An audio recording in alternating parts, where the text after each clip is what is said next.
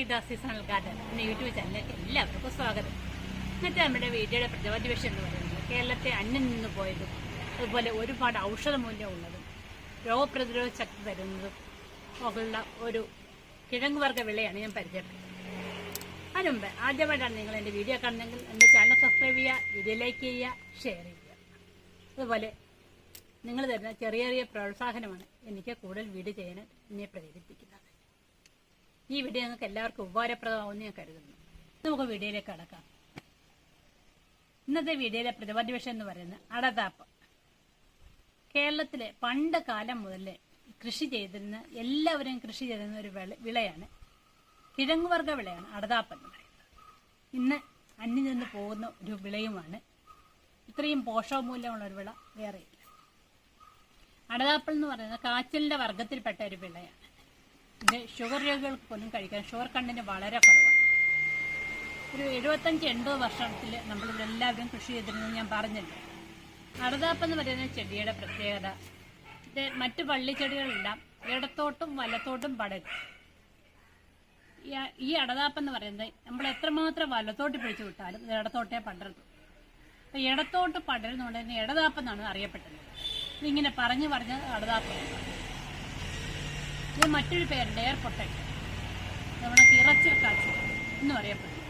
ഇത് ഇറച്ചി വേവിക്കുമ്പം ഇറച്ചിയിലിട്ട് വേവിച്ചാൽ ഒരു പ്രത്യേക ടേസ്റ്റാണ്. ഉരുളക്കിഴങ്ങ് ഉപയോഗിക്കുന്ന എല്ലാ കറികൾക്കും ഉപയോഗിക്കും. സാമ്പാർ, അവിയൽ, മെഴുക്ക് വരട്ടി, അതുകൊണ്ടൊക്കെ പുഴങ്ങി കഴിക്കാൻ ഏറ്റവും നല്ലതെന്നാണ് ഈ അടതാപ്പ്.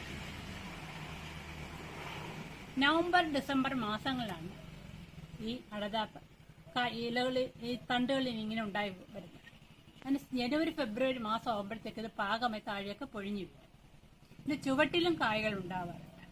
ഈ പൊഴിഞ്ഞു വീഴുന്ന കാ പറക്കി നമുക്ക് ഉരുളക്കിഴങ്ങ് പകരമായിട്ട് ഉപയോഗിക്കാം. അതുപോലെ തന്നെ ഇത് വിത്തിനും ഉപയോഗിക്കും. വിത്തിന് വേണ്ടി പറക്കി വെക്കാം. ഇത് ഏകദേശം 6 മാസത്തോളം തന്നെ ഇത് കേടുകൂടാതെ സൂക്ഷിക്കാൻ പറ്റും.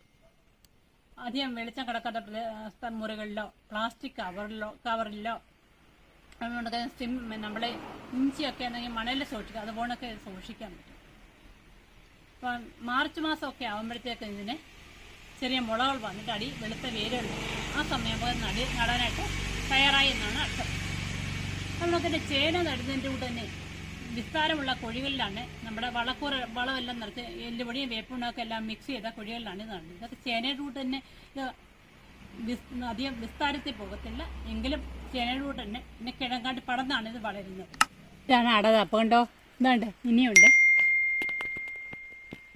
ഇതാണ്ട് വീണ്ടും ഇങ്ങനെ ഉണ്ടാകുന്ന വള്ളികളിലൊക്കെ ചെറുതായിട്ട് ഇങ്ങനെ ഉണ്ടായി തൂങ്ങിക്കിടക്കും. ഇത് ഏത് കായ വീഴുന്ന കുറച്ചുകൂടെ വലുതാവും.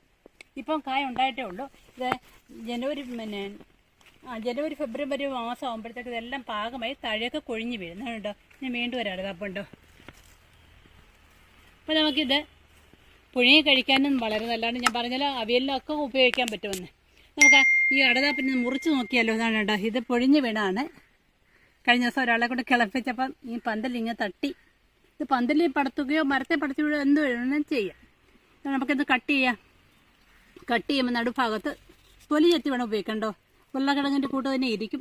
പച്ച കളറാണ്, നല്ല ടേസ്റ്റിയാണ്. ഇതിൻ്റെ വിറ്റാമിൻസ് നോക്കിയാൽ അന്നജമ, പ്രോട്ടീന്, കാൽസ്യം ഒക്കെ ധാരാളം അടങ്ങിയിരിക്കും. ഔഷധമൂല്യം നോക്കുകയാണെങ്കിൽ മൂക്കിൽ നിന്നുള്ള രക്തസ്രാവം, വയറ്റിലെ ക്യാൻസർ, അതുപോലെ അൾസർ, അതുപോലെ തന്നെ പ്രതിരോധ ശക്തി കിട്ടാൻ, പിന്നെ ഇതിൻ്റെ ചുവട്ടിൽ നിന്നുള്ള കിഴങ്ങ് കിളച്ചെടുത്ത് പുഴുങ്ങി കഴിച്ചാൽ സോറിയാസിസ് എന്നുള്ള അസുഖത്തിന് ഏറ്റവും കൺകണ്ട ഔഷധമാണ്. അപ്പോൾ ഈ അടതാപ്പിനെ കുറിച്ച് നിങ്ങൾക്ക് ഏകദേശം ഒരു ഐഡിയ കിട്ടിയെന്ന് ഞാൻ കരുതുന്നു. ഈ വീഡിയോ നിങ്ങൾക്ക് ഇഷ്ടമായെന്ന് ഞാൻ കരുതുന്നു. ഇഷ്ടപ്പെട്ടാൽ സബ്സ്ക്രൈബ് ചെയ്യുക, ലൈക്ക് ചെയ്യുക, ഷെയർ ചെയ്യുക.